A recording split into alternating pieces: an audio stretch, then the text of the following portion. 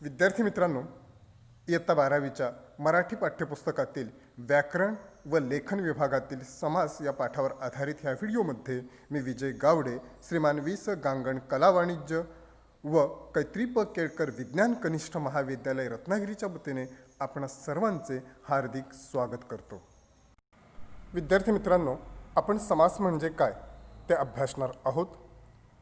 जसं व्यवहारामध्ये आपण एखादी वस्तू खरेदी करताना पैशांची काटकसर करतो, अगदी त्याचप्रमाणे भाषेचा वापर करताना काटकसर करतो. उदाहरणार्थ, गंगा ही महान अशी नदी आहे, हे वाक्य आपण गंगा ही महान अशी नदी आहे असे न उच्चारता गंगा ही महानदी आहे असे उच्चारतो. या वाक्यात महान अशी नदी या 3 शब्दांऐवजी महानदी असा एकच शब्द आपण वापरतो. म्हणजेच 2 किंवा अधिक शब्दांऐवजी आपण एकाच शब्दाचा वापर करतो.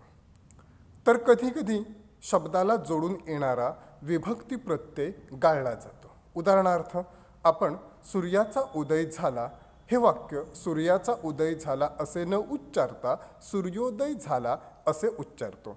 त्यावेळी सूर्याचा उदय या शब्दातील सूर्याचा या शब्दातील चा हा विभक्ती प्रत्यय आपण काढून टाकतो. तसेच पहिल्या पदातील शेवटचा वर्ण व दुसऱ्या पदातील पहिला शब्द यांच्यातील वर्ण एकमेकांमध्ये मिसळले जातात आणि सूर्योदय असा एक शब्द आपण तयार करतो. इथे वर्णांची आपण थोडी काटकसर करतो. तर कधीकधी काही शब्द काढून टाकून आपण सुटसुटीत असा एखादा जोड शब्द तयार करतो. उदाहरणार्थ, आपण आम्ही बटाटे घालून तयार केलेला वडा खाल्ला असे न म्हणता आपण बटाटे वडा खाल्ला असे म्हणतो. आता बटाटे घालून तयार केलेला वडा या शब्दांतील काही शब्द आपण काढून टाकतो आणि बटाटे वडा हा एक जोड शब्द आपण तयार करतो. बटाटे घालून तयार केलेला वडा या 5 शब्दांऐवजी आपण एकच बटाटे वडा असा शब्दप्रयोग वापरतो. काही शब्द गाळून आपण जोड शब्द तयार करतो. जसं की उदाहरणार्थ, वनभोजन. शब्दांची ही जी आपण काटकसर करतो ती कोणकोणत्या प्रकारे करतो, तर 2 किंवा अधिक शब्दांऐवजी एका शब्दाचा वापर करतो. विभक्ती प्रत्यय गाळून टाकतो. त्याचबरोबर वर्ण एकमेकांमध्ये मिसळतो. आता पहिल्या पदातील किंवा पहिल्या शब्दातील शेवटचा वर्ण आणि दुसऱ्या शब्दातील सुरुवातीचा वर्ण असे वर्ण एकमेकांमध्ये मिसळले जातात. तर काही शब्द आपण काढून टाकतो आणि शब्दांची काटकसर करतो. यावरून समास म्हणजे काय ते आपण समजावून घेणार आहोत. सम अधिक आस या संस्कृत धातूपासून समास असा शब्दप्रयोग तयार झाला आहे. समास म्हणजेच काय, तर एकत्र करणे. यावरून आपल्याला समासाची व्याख्या अशा प्रकारे करता येईल. शब्दांच्या एकत्रीकरणाला समास असे म्हणतात. शब्दांच्या एकत्रीकरणाला समास असे म्हणतात. इथे एकत्रीकरण ही जी प्रक्रिया आहे ती अतिशय महत्त्वाची आहे. उदाहरण समजावून घेऊया. राजाचा वाडा या 2 शब्दांचं एकत्रीकरण आपण राजवाडा असं करतो. ही जी एकत्रीकरणाची प्रक्रिया आहे तिला समास असं म्हटलं जातं. पुरण घालून तयार केलेली पोळी या 5 शब्दांचं एकत्रीकरण करून आपण एक जोडशब्द तयार केला, पुरणपोळी हा जोडशब्द आहे.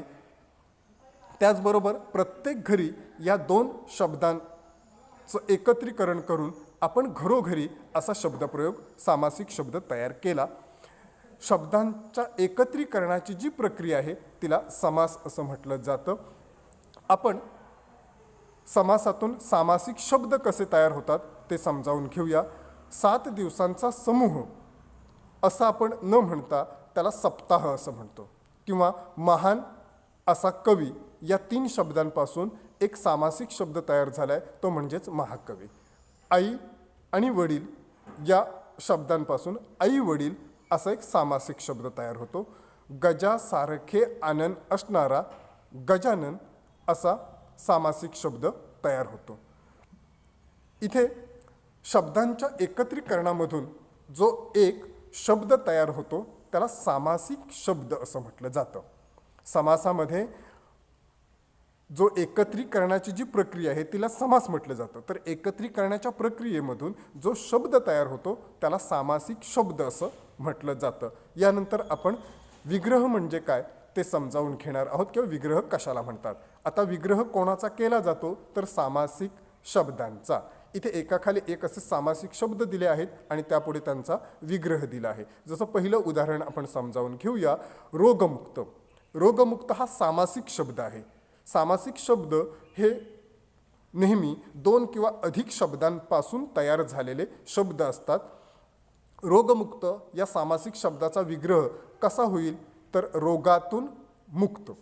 रोगातून मुक्त अशा 2 शब्दांच्या एकत्रीकरणातून रोगमुक्त शब्द तयार झाला. तर प्रतिदिन, प्रत्येक दिवशी अशी 2 पदं आहेत. ग्रंथकार, ग्रंथ करणारा किंवा लिहिणारा. म्हणजेच ग्रंथकार हा शब्द कोणत्या 2 शब्दांपासून तयार झाला तर ग्रंथ करणारा या 2 शब्दांपासून ग्रंथकार हा शब्द तयार झाला आहे. मीठ भाकर, मीठ भाकर चटणी वगैरे अशा शब्दांच्या समूहातून मीठ भाकर हा एक सामासिक शब्द झाला आहे. सामासिक शब्द कोणत्या शब्दापासून तयार झाला आहे त्याची आपण फोड करून दाखवली, त्यालाच विग्रह असं म्हटलं जातं. म्हणून आपल्याला विग्रहाची व्याख्या अशा प्रकारे करता येईल. सामासिक शब्द कोणत्या 2 शब्दांपासून तयार झाला आहे, इथे कोणत्या शब्दांपासून तयार झाला हे फोड करून दाखविण्यास सामासिक शब्दाचा विग्रह असे म्हणतात. सामासिक शब्द हा 2 किंवा अधिक शब्दांपासून तयार होतो. तो कोणत्या शब्दांपासून तयार झाला आहे याची फोड करून दाखविणे यालाच सामासिक शब्दाचा विग्रह असे संबोधले जाते किंवा असे म्हणतात. आता सामासिक शब्दामध्ये जे एकापेक्षा अधिक शब्द एकत्रित येतात त्या शब्दांना पद असं म्हणतात. तेव्हा आपण पद म्हणजे काय ते समजावून घेऊया. सामासिक शब्दात कमीत कमी 2 शब्द असतात. विग्रह केल्यानंतर कोणत्या 2 शब्दांपासून एक सामासिक शब्द तयार झाला आहे ते आपल्याला समजतं. तेव्हा विग्रहातील प्रत्येक शब्दाला पद असे संबोधले जाते. जसे उदाहरण म्हणून बरे वाईट. बरे वाईट हा जो शब्द आहे सामासिक शब्द आहे. त्याचा आपण विग्रह केला तर बरे किंवा वाईट अशी 2 पदं तयार होतील. पहिलं पद असेल बरे तर दुसरे पद असेल वाईट.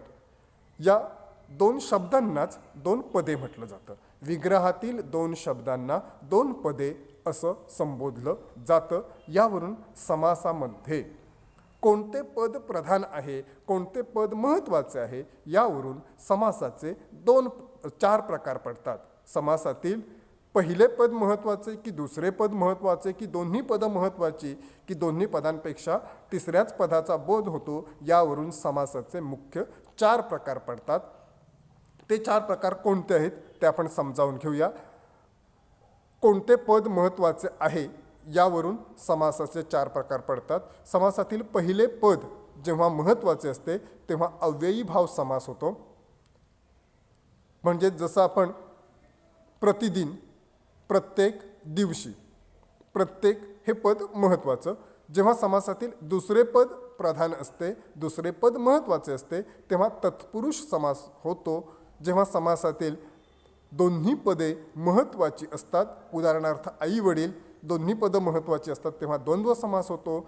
आणि समासातील दोन्ही पदे महत्त्वाची नसून तिसऱ्याच पदाचा बोध होतो. जसे की गजानन, गजासारखे आनंद आहे तो, असा तिसऱ्याच पदाचा बोध होतो तेव्हा बहुव्रीही समास होतो. अशा प्रकारे समासाचे मुख्य 4 प्रकार जे आहेत ते अव्ययी भाव समास, तत्पुरुष समास, द्वंद्व समास आणि बहुव्रीही समास. पुढील व्हिडिओमध्ये आपण समासाच्या प्रत्येक प्रकाराचा सविस्तर अभ्यास करणार आहोत. धन्यवाद.